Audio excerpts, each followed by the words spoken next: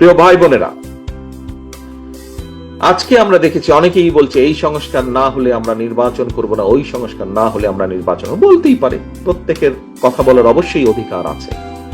কিন্তু চিন্তা করে দেখুন, বিএনপি এবং বিএনপির সাথে যে রাজনৈতিক দলগুলো, আমরা অনেকগুলো রাজনৈতিক দল, তাদেরকে সাথে নিয়ে আমরা এই 31 দফা দিয়েছিলাম। আমরা কোন সময় দিয়েছিলাম বলেছি আপনাদের সামনে, আমি আপনাদেরও পরিষ্কার মনে আছে। কেন আমরা সেই সময় দিয়েছিলাম এই 31 দফা বলেন বা এই সংস্কার কর্মসূচি কেন দিয়েছিলাম?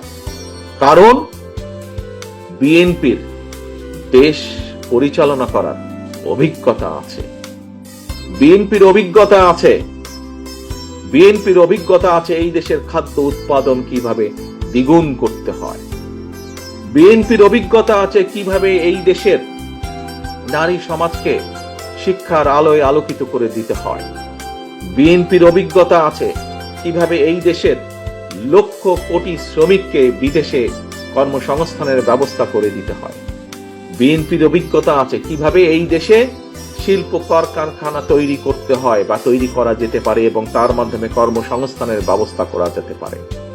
প্রিয় ভাই বোনেরা, আমরা এই দেশের মানুষের কল্যাণ চিন্তা করি বলেই, আমরা এই দেশের কল্যাণ চিন্তা করি বলেই বিএনপির মতন একটি রাজনৈতিক দল আজ না, আজ থেকে 2.5 বছর আগে এই সংস্কার অর্থাৎ রাষ্ট্রকে কিভাবে মেরামত করতে হবে। কারণ প্রিয় সহকর্মীবৃন্দ, আমার ঘরই যদি না থাকে আমি কোথায় আশ্রয় নিব?